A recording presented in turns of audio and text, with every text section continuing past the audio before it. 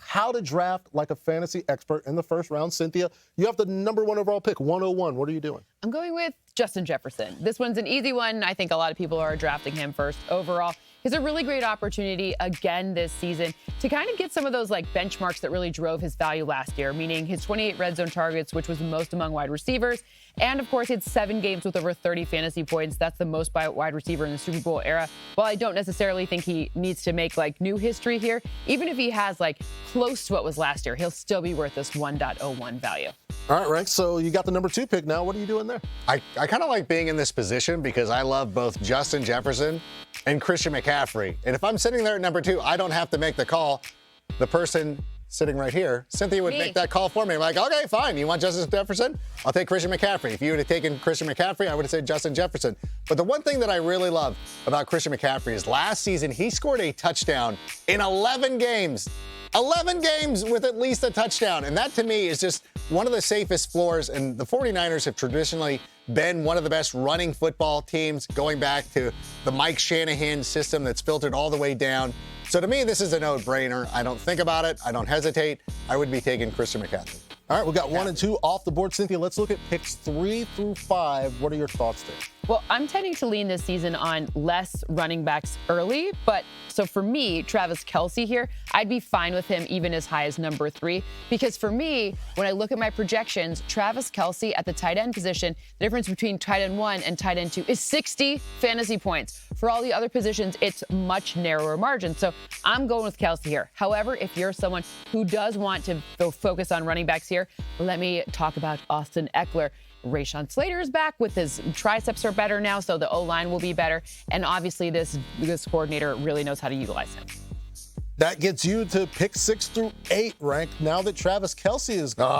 Oh, I wanted Travis Kelce, and if I don't get him, that's okay. I'm going to go with Bijan Robinson, who is fantastic at Texas, and now he's joining Falcons team, which our friend Charles Robinson described as the NFL's version of an and one mixtape that's going to have so many opportunities. And really, if you're hesitant about a rookie running back, I want you to remember this. A rookie runner has finished top 3 in 4 of the previous 7 seasons, so I feel very comfortable going with Robinson. And then there's Tyreek Hill.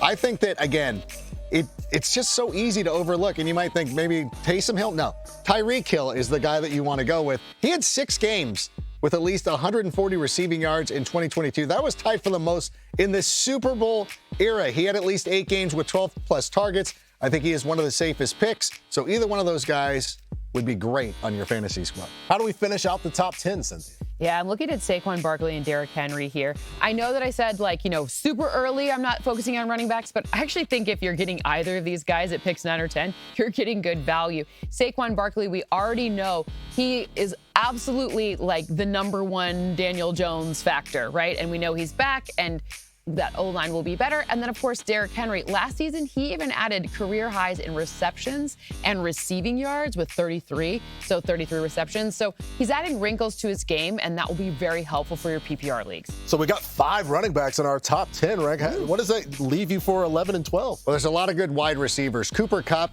me living in Southern California, I don't think this is going to happen in any of my upcoming drafts because we have too many Rams fans in there. But if he's available, if not, Stephon Diggs seems to slip a little bit, which I don't quite understand that because I think that Stephon Diggs is still a quality receiver in a high-powered offense. And then you have CeeDee Lamb. You also have A.J. Brown. There's good options there at wide receiver. And I know there's some guys in the second round who I really love, but you got to get one of these elite-level talents. I need to know, do you think any of the guys that you mentioned knows what an and one mixtape is? Not even a little. Not even a little bit. I think they do. I think it's a little too old. I could see, because I don't know. Stephon Diggs doing a crossover coming out. I feel like he knows hot sauce. People don't know what tapes are. Steph's cool. Whatever. It could be. You've seen it on a TikTok, maybe. If you could get anybody in the second round, who is it?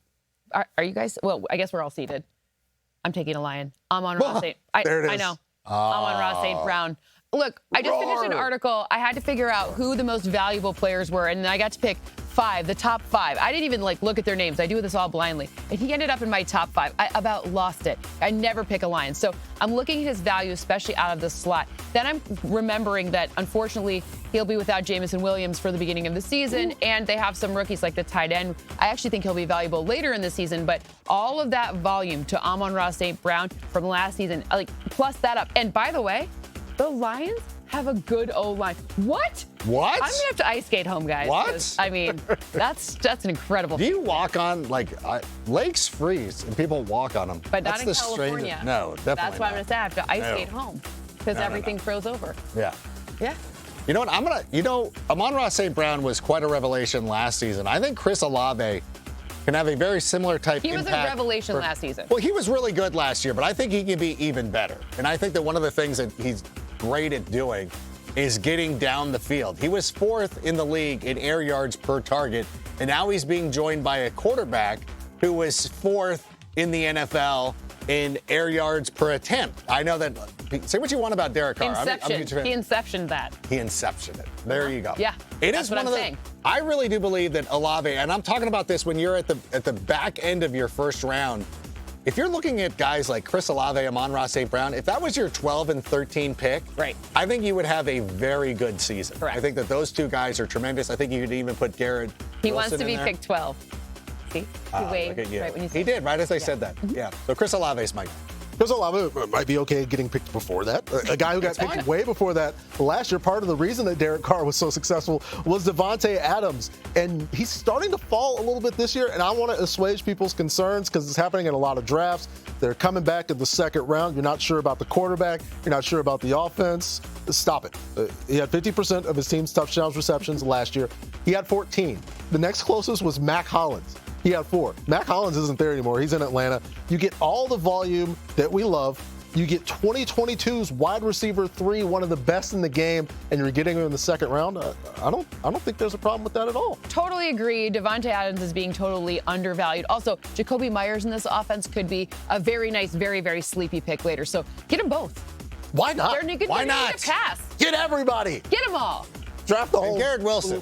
By the way, I want to go back to Garrett Wilson, too. I think there's another guy. No, I feel like much like Chris Olave. Second round. Second round. Okay. I don't think that it's tough because I want to get all of them.